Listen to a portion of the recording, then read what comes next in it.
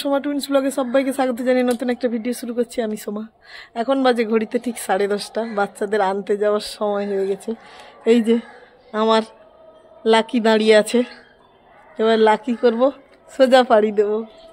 তো এখন যাওয়া যাক, ফিরে আসি।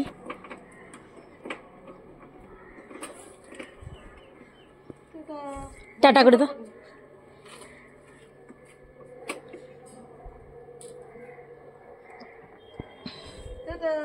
বাবুসরে টাটা করে দাও।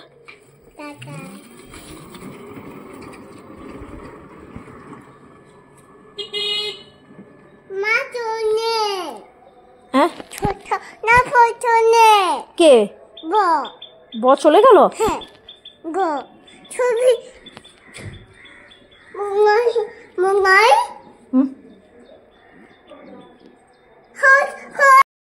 ছানা না অন্য কিছু রে? হ্যাঁ হ্যাঁ, সোনাবুর স্কুলের ইউনিফর্মটাও খুলোনি? হ্যাঁ, সে কি রে? হ্যাঁ কে এখানে? হ্যাঁ ওঠো, এবার আর বিছানাটা গুছিয়ে দিই। স্কুল থেকে চলে এলে এখন আমার বিছানা গোছানো হলো না, দেখেছ? হ্যাঁ কি তোমার পেটে কি? কি জন্য? ও আচ্ছা, এই জন্য ফুলে গেছে। মিথ্যা কথা বলছে, ও বলছে ও কিচ্ছু খায়নি, পেটে একটা বন্ধুক দিয়েছে। ও বলছে আমি খেয়েছি, তার পেট ফুলে গেছে। এইটা তোর কি বক্তব্য বল? দেখো তোর কি বক্তব্য? ওর পেটটা ফেটে গেছে, তার থার কাট থেকে পড়ে তার এখানে মাথা ফাটে সবাইকে দেখাচ্ছে। তাই জর্জিয়াতে হাতটা ঠুকে গেছে, রক্ত ভালোই হচ্ছে না, একটু ভালো হয়েছে। কত কথা। তুমি দিদিকে কামড়ে দিয়েছো, দিদি তোমার সাথে কোনো কথা বলবে না? না খাবার আমি দিচ্ছি, আমি তোমাকে দেবো। তুমি দিদি ভাই খাবারও নয়, কিচ্ছু নয়।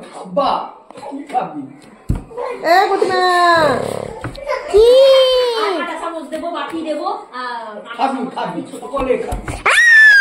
তাকে কেউ কিচ্ছু দেবে না, আমি তো অন্তত দেবো না। আমার ঘরে সুন্দর সুন্দর, জাস্ট সুন্দর, জাস্ট সুন্দর। কেমন?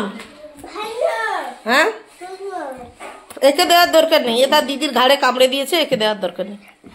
ছোট ছোট করে অসাধারণ, বড়টা খাবি কি? অসাধারণ। আমার ঘরে শ্বশুর মশাই যবেই তরমুজ নিয়ে আসে না কেন, সব তরমুজ গুলোই সব থেকে A1। মানে তরমুজের দিক দিয়ে অনেকে তরমুজ আনে না, বলে গোটা তরমুজ আনলেই যদি সাদা হয়ে যায়, ফ্যাকাশে হয়ে যায়, মিষ্টি না হয়, ভালো লাগবে না।